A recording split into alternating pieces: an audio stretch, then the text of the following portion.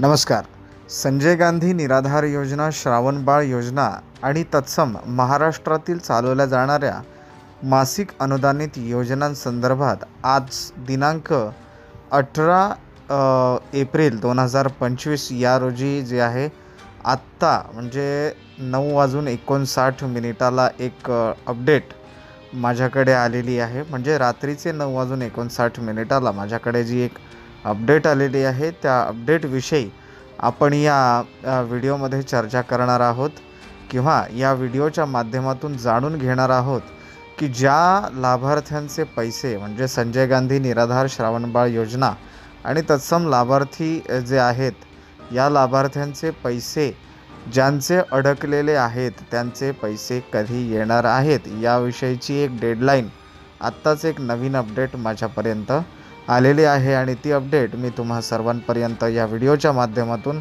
पोहोचवण्याचा प्रयत्न करत आहे. तर नमस्कार श्रोत्यांनो, तुम्ही पाहताय महाराष्ट्रातील अधिकृत चॅनल जय जगत फाउंडेशन चॅनल. या चॅनलमार्फत आम्ही दररोज नित्यनेमाने तुमच्यापर्यंत सरकारी योजनांसंदर्भात किंवा शासनाच्या नवनवीन धोरणांसंदर्भात माहिती पोहोचवत असतो आणि त्याच अनुषंगाने आजचा हा व्हिडिओ मी तुमच्यासाठी घेऊन आलेला आहे. तत्पूर्वी श्रोत्यांनो, जर तुम्हाला आमच्या चॅनलवरील प्रसारित होणारे व्हिडिओज आवडत असतील तर या व्हिडिओजला लाईक करून इतरांपर्यंत शेअर करायला विसरू नका. त्याचबरोबर आपल्या चॅनलला नवनवीन माहिती, ताज्या बातम्या आणि चालू घडामोडींचे अपडेट्स घेण्यासाठी सबस्क्राईब करायलासुद्धा विसरू नका. तर श्रोत्यांनो, आता वळूयात आपल्या आजच्या महत्त्वाच्या मुद्द्याकडे.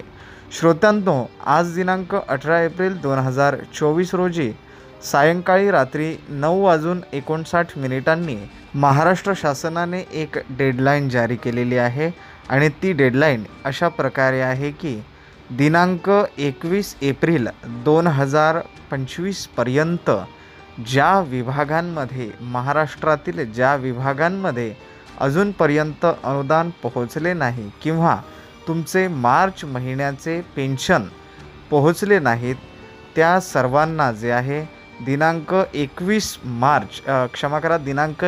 एप्रिल 2025 या डेडलाईनपर्यंत, या टाईमलाईनपर्यंत जे आहे ते अनुदान तुमच्यापर्यंत पोहोचवायचे आहे.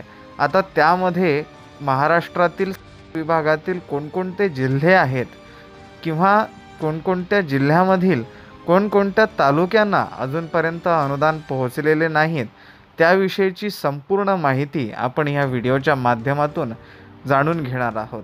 तर श्रोत्यांनो, सर्वात पहिला जो विभाग आहे तो कोकण विभाग आहे.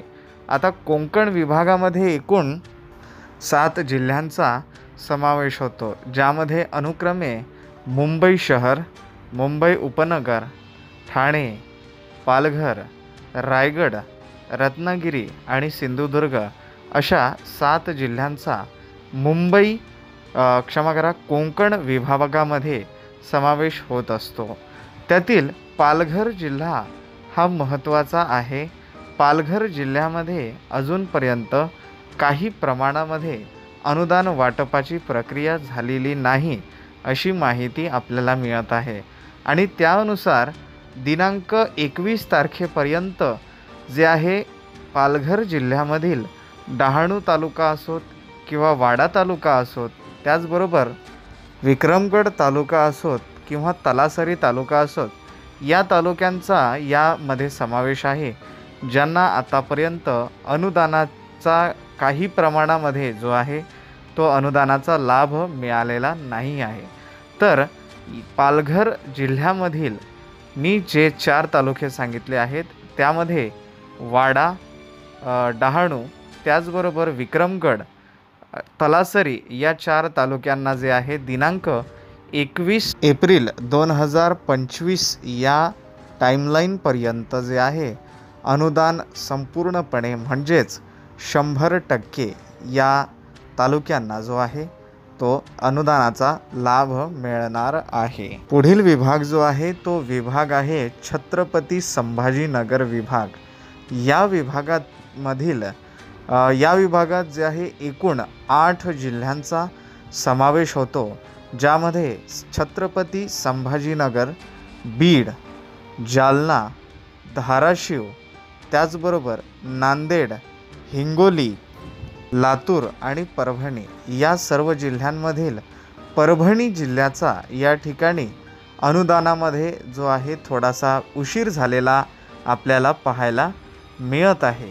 परभणी जिल्ह्यामधील एकूण 70 ते 75% जे आहे अनुदान वाटप या ठिकाणी झालेलं आहे अशी आमच्यापर्यंत माहिती पोहोचवत आहे. परंतु परभणी डिस्ट्रिक्टमधील परभणी जिल्ह्यामधील कोणकोणत्या तालुक्यांना दिनांक 21 एप्रिल 2025 पर्यंत अनुदान येणार आहे त्याची जी यादी आहे ती मी वाचतोय, ती तुम्ही लक्षपूर्वक ऐकावी. तर परभणी जिल्ह्यामधील या ठिकाणी बघा, गंगापेठ, गंगाखेड, क्षमा करा, गंगाखेड, सोनपेठ, पाथरी, पालम, त्याचबरोबर जे आहे मानवत, सेलू आणि जिंतूर हे जे 7 तालुके आहेत या तालुक्यांमध्ये जो आहे थोडासा अनुदान वाटपामध्ये उशीर झालेला आपल्याला पाहायला मिळत आहे.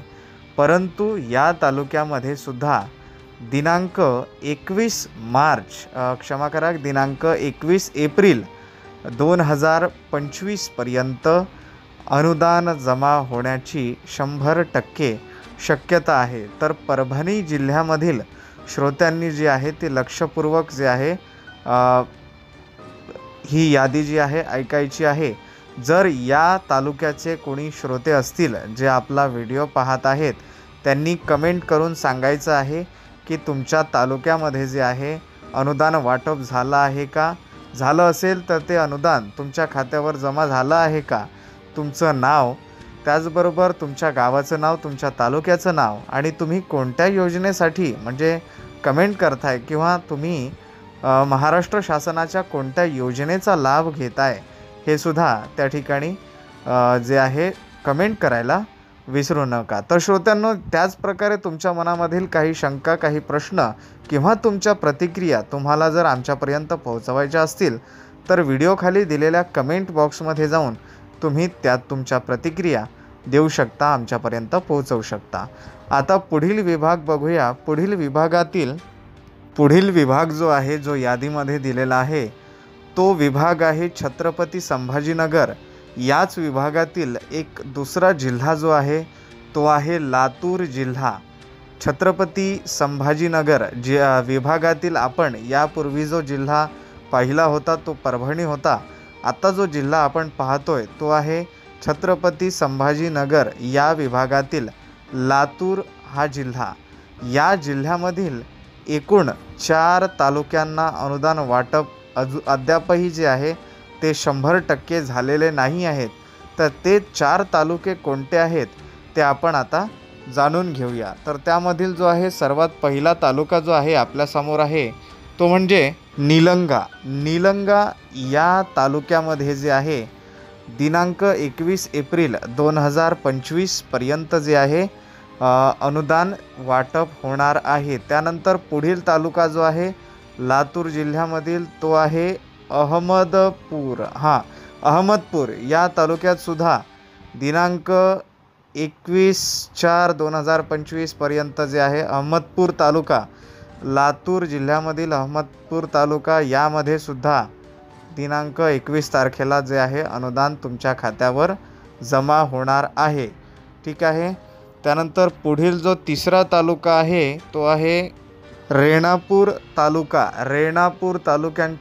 तालुक्याच्या श्रोत्यांनी सुद्धा, जे श्रोते लातूर जिल्ह्यामधून आपला व्हिडिओ पाहत आहेत, रेणापूर तालुका या तालुक्यात सुद्धा जे आहे अनुदान दिनांक 21 तारखेला जे आहे तुमच्या खात्यावर जमा होणार आहे. चौथा तालुका जो आहे तो आहे चाकूर तालुका लातूर जिल्ह्यामधील चाकूर तालुक्याच्या श्रोत्यांनी सुद्धा लक्षात घ्यायचं आहे की तुमच्या खात्यावर दिनांक 21 तारखेपर्यंत जे आहे अनुदान जमा होणार आहे. तर अशा प्रकारे जे आहे श्रोत्यांनो, आपण काही विभागामधील काही जिल्ह्यांचा तसेच काही जिल्ह्यांमधील ज्या तालुक्यांना अनुदान येणे अपेक्षित आहे किंवा ज्या तालुक्यांचे अनुदान बाकी आहे त्या तालुक्यांचा या ठिकाणी यादी वाचण्याचा प्रयत्न केला आहे, त्याची अपडेट्स तुमच्यापर्यंत पोहोचवण्याचा प्रयत्न केला आहे. एका श्रोत्याचा मगाशी कमेंटमध्ये प्रश्न होता, तो म्हणाला की गुड फ्रायडेला जर सुट्टी असेल तर माझ्या बँकेत अनुदान कसे जमा होईल. तर त्यासाठी मी सर्वांसाठी उत्तर सांगतो आहे.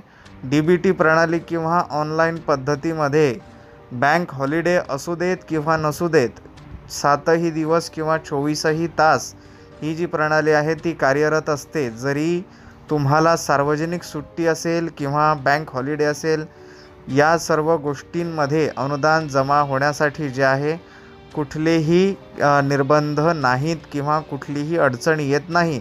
जर शासनाने तुमच्या खात्यावर अनुदान जमा करायचे आदेश जर तुमच्या बँक शाखेला दिले असतील, तर ते अनुदान जे आहे डायरेक्ट टू बेनिफिट या प्रणाली अंतर्गत तुमच्या डायरेक्ट बेनिफिट ट्रान्सफर किंवा डायरेक्ट टू बेनिफिट असं काही म्हणू शकता, त्या अंतर्गत तुमच्या खात्यावर जे आहे जमा होत असतं.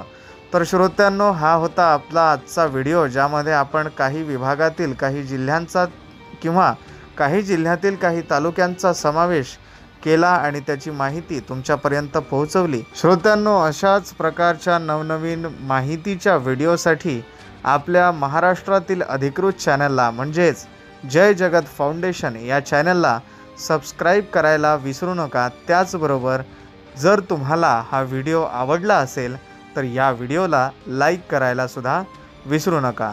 तर श्रोत्यांनो, भेटूया पुन्हा एखाद्या नवीन व्हिडिओमध्ये नवीन विषयांच्या माहितीसह. तेव्हापर्यंत धन्यवाद. नमस्कार.